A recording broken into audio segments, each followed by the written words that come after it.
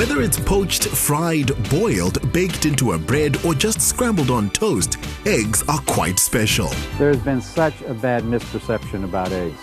Back in 1968, they actually recommended everyone eat no more than 3 eggs a week. And today, almost worldwide, the recommendation now is an egg a day is okay because of the nutritional value one gets from eating eggs. Everyone knows that eggs have very high quality protein. And that high quality protein really does make a difference for growing children as they develop, for pregnant women so that they minimize the risk of a low birth weight infant, which can be a health problem later in life.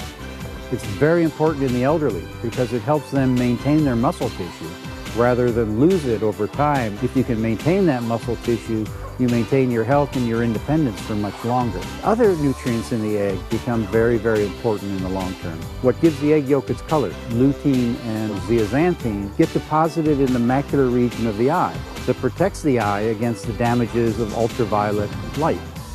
And if you damage that area, you can develop what's called age-related macular degeneration, a leading cause of blindness in the population. But probably the most important one, the one that has made the biggest impact on changing viewpoints, is a bee-like vitamin called choline. Choline is related to fetal brain development. It reduces the risk of neural tube defects like spina bifida and anencephaly. It reduces orofacial clefts. It lowers the risk for some types of mental problems like schizophrenia and autism. But most importantly, when the mother transfers sufficient choline to the developing baby and the newborn nursing baby, it facilitates optimal development of memory centers in the hippocampus of the brain. The problem is, most people don't get sufficient choline. You have to get it from your diet. Besides eggs, other foods which are an excellent source of choline are beef, cauliflower, almonds, peanuts, lentils, and even your breakfast oats. People have the misconception that somehow an egg will contribute to their risk of heart disease. And that misperception is based on studies from the 1960s. Every study that's been carried out over the last 25 years indicates that eggs have no relationship to heart disease. In fact, there was a study just this year which showed that the risk from the highest egg consumers to the lowest egg consumers, the difference was 0. Dietary cholesterol has little, if any, effect on blood cholesterol levels. When you feed someone cholesterol, any increase you do see in blood cholesterol is due to both an increase in the bad, low-density lipoprotein cholesterol and in the good, high-density lipoprotein cholesterol. And the ratio of those two, which really does determine heart disease risk, doesn't change. So if you just look at total cholesterol changes, you might think there was an increase in risk, and that's what led to the original recommendation. Now we know there's no change in risk. Part of the confusion surrounding the health pros and cons of eggs stems from conflicting information. Now, most health organizations encourage egg consumption. The recommendation for everyone, whether you have heart disease, whether you have high cholesterol, whether you have diabetes, is 6 eggs a week for everyone, as long as you're on a healthy diet. And that's the important part. The new message about eggs really comes down to what your own health agencies are telling you, and that is an egg a day is okay.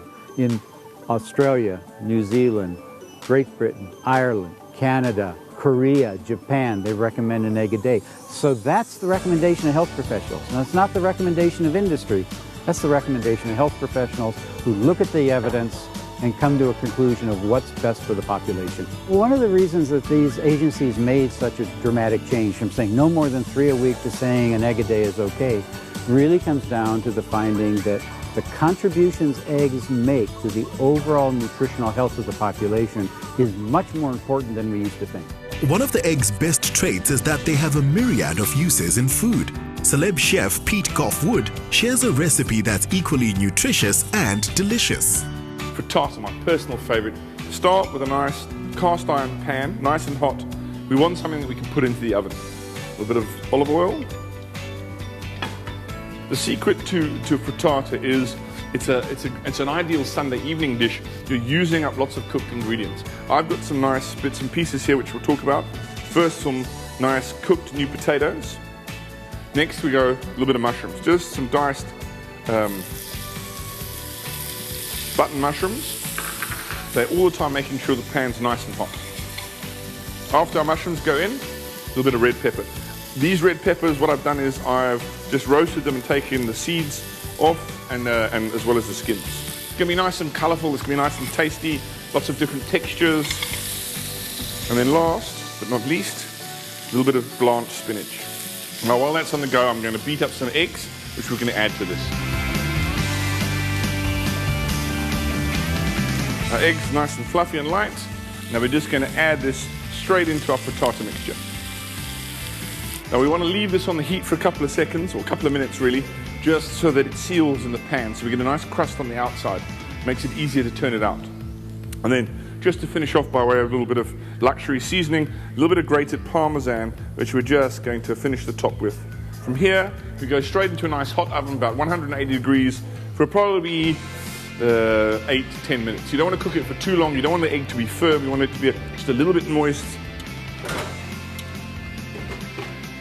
Perfect. It's come away from the sides, it's a little bit moist, and we're just going to turn that over. We just have a little bit of rocket, just with a little bit of olive oil. The beauty of this dish also is that it doesn't have to be served straight out the oven. This can be left to cool down and served at room temperature in an hour or so from now. Whether it's breakfast, lunch, dinner, or a snack, a little oval orb packed with a host of nutrients makes for a truly excellent addition to your diet.